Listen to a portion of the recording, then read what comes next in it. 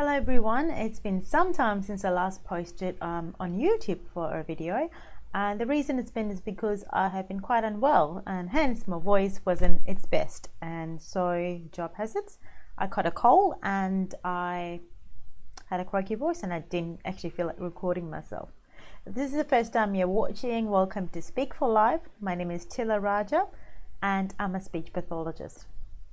Now, recently we had World Voice Day, and this was in the month of April. Today is actually the 30th of April, which is the end of the month. And this whole month we focused on voice awareness and how people need to take care of their voices before they lose their voice. As part of World Voice Day, I actually got interviewed by a local radio in Perth, RTR FM 92.1, and one of the common questions that they asked me, and this is also a question that lots of people ask me when they meet me socially: why do people see a speech therapist for voice coaching? And I guess the question, it takes me by surprise because I guess, you know, I'm a full advocate for it, but I realized to the general public, people go, why do I need voice coaching? And who are the people that need voice coaching?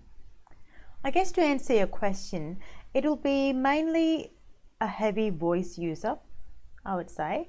To people like teachers, people like real estate agents, auctioneers, public speakers for sure, lawyers, anybody that uses their voice heaps for their vocation. And why would you seek speech therapy advice for your voice if you are actually having some difficulties with it? The main thing, the most important thing is if you suddenly lose your voice or you suddenly injure your voice and your voice quality changes, I think that is a surefire sign that you have to speak to a health professional, be it a doctor, a ear, nose and throat specialist, or a speech therapist who focuses on voice. So what do I mean by an injured voice? Basically it means your voice quality changes. So, you know, it could sound as croaky as this, or it could just sound really raspy and airy. I hope you can still hear me. Or, sorry, that wasn't great for my voice. And it's just the quality changes. Now, these quality and the change in quality in voice can happen, you know, gradually. Sometimes it could be happening over the years and you notice, you know, it's getting really hard for me to talk, or it could happen after an incident per se. You know, the general rule of thumb is 2 to 3 weeks after a cold, your voice should be back to normal. So if you've got a cold, a flu, a sore throat, laryngitis, tonsillitis, anything in the larynx, and your voice is sounding funny, give it 2 to 3 weeks to sound normal, like I did for mine. You know, it just comes back to its normal behavior.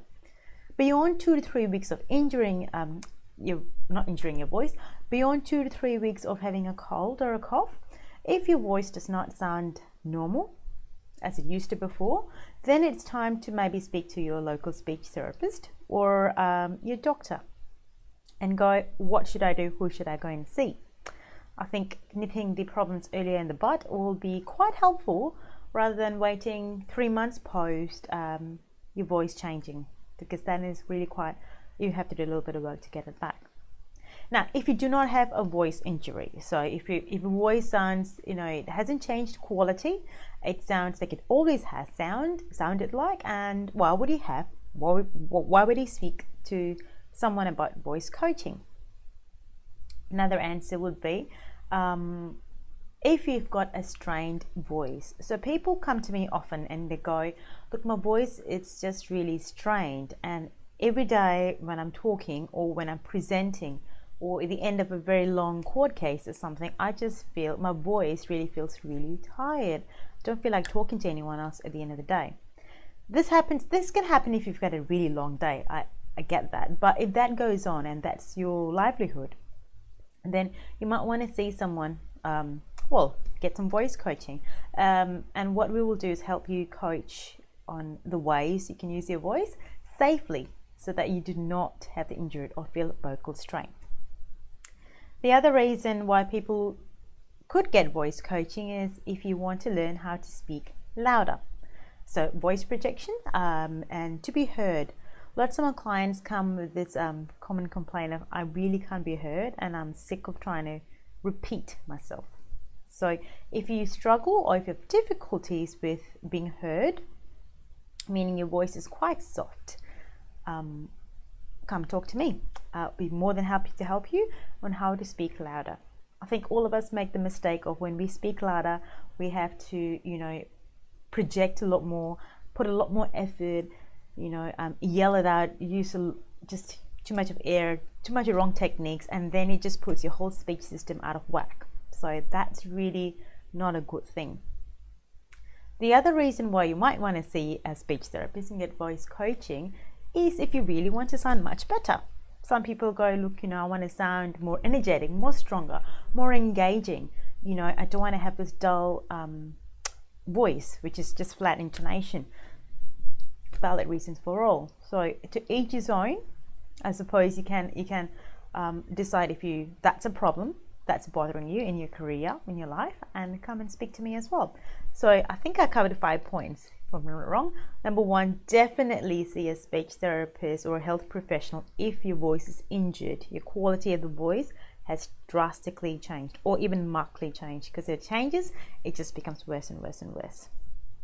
Number 2 is if you'd like to learn how to speak without straining your voice.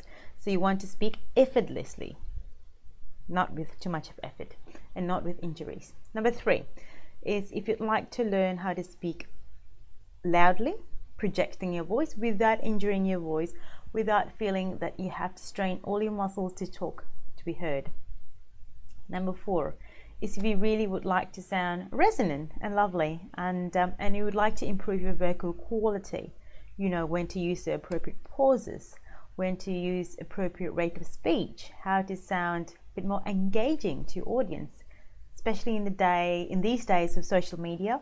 Lots of people do webinars or podcasts or anything like that. You want to be heard, you want to have an engaging voice, and if you're not too sure how to have an engaging voice, come talk to me. My details will be below. Send me an email, tilla@speakforlife.com.au, and I look forward to talking to you soon. Hope you enjoyed this video. Bye.